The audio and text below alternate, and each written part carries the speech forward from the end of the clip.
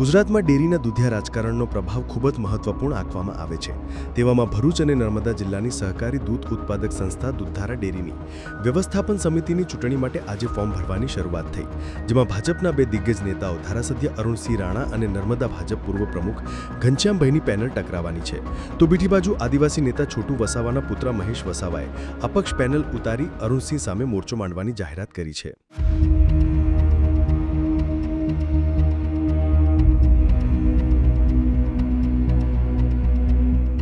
Form અત્યારે ભર્યા છે અને 30 તારીખ છેલ્લી છે, પણ આવનારા સમયની અંદર અમે દૂધ ઉત્પાદકોને સહેજ બી નુકસાન નહીં થાય એ અમારો મકસદ હશે।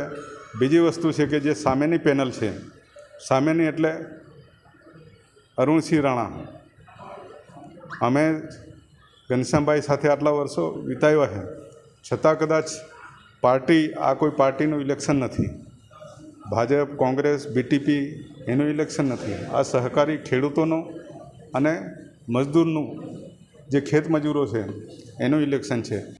મહત્વનું છે કે મહેશ વસાવાએ અરુણસિંહ રાણા પર ભ્રષ્ટાચારના આરોપ લગાવ્યા છે, જેના જવાબમાં અરુણસિંહની પેનલના ઉમેદવાર પ્રકાશ દેસાઈએ કહ્યું કે ઝઘડિયામાં ભગવો લહેરાતા મહેશ વસાવા રઘવાયા બન્યા છે।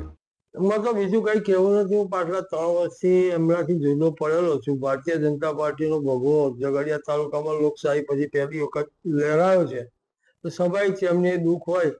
જે આદિવાસી સમાજની વાત કરે, આદિવાસી સમાજ એમના કરતાં મને વધારે ચાહે છે અને એની મને પ્રતીતિ છે। મને આદિવાસી સમાજે હંમેશા સમર્થન આપ્યું છે અને મારી સાથે લાગણીથી જોડાયેલો જ છે। મહેશભાઈનું જાતિ કે એમનો પોતાનો સ્વભાવ છે કે વિરોધ કરવો, એટલે આજે તો હું એટલું જ કહીશ કે મહેશભાઈ તમે તમારો વિરોધ જારી રાખો। આવનારા સમયમાં ખબર પડશે કે આ પબ્લિક કોની સાથે છે, દૂધધારા ડેરીના સભાસદો કોની સાથે છે, બરાબર। બહુ લાંબો સમય છે નહીં, ખાલી પરિણામનો ઇંતજાર કરો। હમણાં જ્યારે કહેવામાં આવ્યું મહેશભાઈ વાત કરી કે આ જમીનો વેચી દેવાની વાત હતી, ત્યારે મહેશભાઈને જૂનો ઇતિહાસ કદાચ ના ખબર હોય, એ અમે દૂધધારા ડેરીની જમીનો સાધારણ સભામાં હું પોતે જઈને એનો મેં વિરોધ કરેલો છે, વેચવા દીધી નથી। અને ઠાકોરભાઈ અમીનને યાદ કરવા પડે અને પૂર્વ ચેરમેનોને યાદ કરવા પડે કે ઝીણું ઝીણું કાંટીને આ દૂધધારા ડેરીની ભરૂચના મધ્યમમાં જગ્યા જે એમને રાખી હતી, એમને અભિનંદનો આપું છું, નહીં કે હાલના ચેરમેનને। બીજી બાજુ નર્મદા ભાજપ પૂર્વ પ્રમુખ ઘનશ્યામ પટેલની પેનલના ઉમેદવારે કહ્યું કે એવા અનેક તત્વો છે તેમને ઘનશ્યામભાઈ ના પણ ગમે, પણ અમારી જીત નક્કી છે।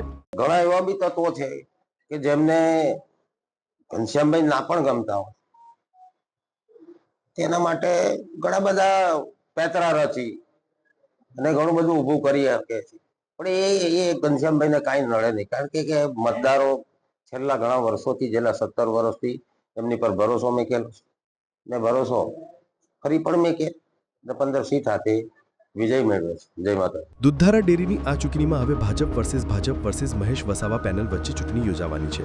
તેવામાં મહેશ વસાવાની પેનલની એન્ટ્રી સાથે ચૂંટણી રસપ્રદ બની છે।